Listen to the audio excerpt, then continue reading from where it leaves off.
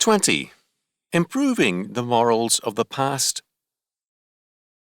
The imaginary Indian of many Americans' thinking is an environmentalist, a natural philosopher, and a worshipper of the Great Spirit. All of this is nonsense. I remember in the 1940s seeing some younger Indians spouting these ideas, cruelly mocked as fools by their elders. Not well before that time, more than a few people were writing down the tales of elderly Indians and making them sound like superb environmentalists and gentle souls. Many white champions of the Indians will speak in detail of the white man's sins against the Indians, that is, the crimes of his ancestors. People who are prone to confessing the sins of their forebears rather than their own are consummate Pharisees and hypocrites. Too much is written of the Indian White Wars.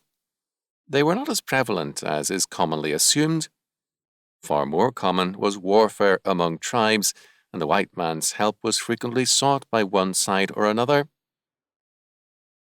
The United States government is also commonly damned for its treatment of the Indians, the long trail of broken treaties recounted. Washington normally wanted to keep the treaties it made. Its problem was that tens of thousands of white men, adventurous trappers, lawless miners, and others paid no attention to the treaties, and the voting public would demand action against, not for the Indians. In many cases, Washington's morality was better than that of the media and the vocal citizenry. In the battles that followed, too often Indian tribes lined up with Washington's military forces against a hated tribe. Most of the Indians merged into the white population. For an Indian girl, a white man was a good catch, a rich husband, and a better life.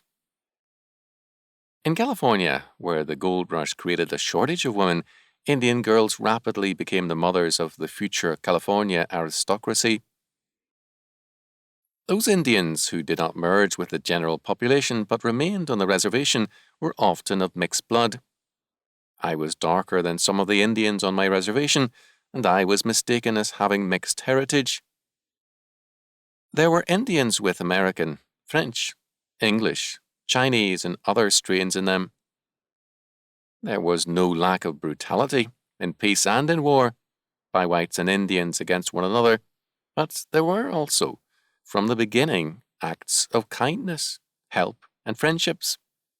But these are ignored because the concern of many is with the oppression of the Indians.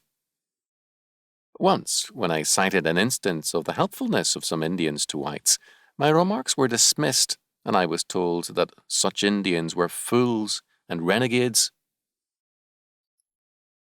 Too many people want a cheap virtue by condemning the sins of men of the past or of their own ancestors. I recall in Bristol, England in 1987 meeting a young man who paraded his sensitive soul and conscience by damning an ancestor who had been a slave trader.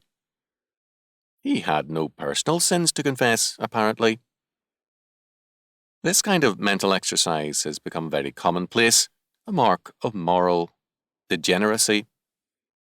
Men have enough sin to confess and enough to do to mend their own ways without going into the past.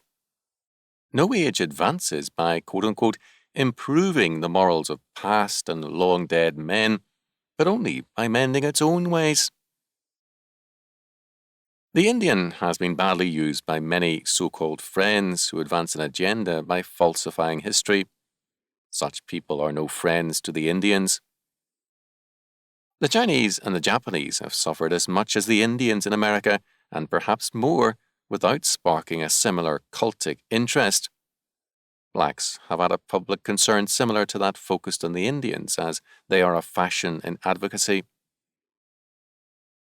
We should remember that many settlers, nesters, were very badly treated also. The West was a harsh place, even when peaceful, and before that the eastern frontier had been a grim place. People forget that in many areas of the West, good roads did not exist until after World War II. I recall vividly the tales told of the hard and killing winter of 1886 to 1887, when great herds of cattle were lost. But many winters before and after were severe. The United States has had a problem. Its diverse population. Historically, community has meant a common language and nationality and proximity, so that people 25 miles away can be treated as foreigners and distrusted. But in the US, all kinds of nationalities and races have been thrown together. My family, Armenian immigrants, settled in 1916 in a small California farming area. I recall incidents of nighttime vandalism and broken windows and of aggression against me at school. There were also acts of kindness from churches and many neighbours. Such stories have never been one-sided for any group. Today, our family includes, by marriage, several nationalities. It is false history to give only a negative view of America's treatment of minorities. Man is a sinner. There is no perfection in this life. We do ourselves and others no good by stressing victimhood. Many good families have trouble living together in peace. Is it any wonder that they resent or dislike peoples who are alien to them? Men are not sinless. Conflicts are commonplace, but it does not help our future to accentuate evils and conflicts instead of working for peace and goodwill. There is no virtue in confessing our ancestors' sins when we are so wanting in grace and mercy day by day.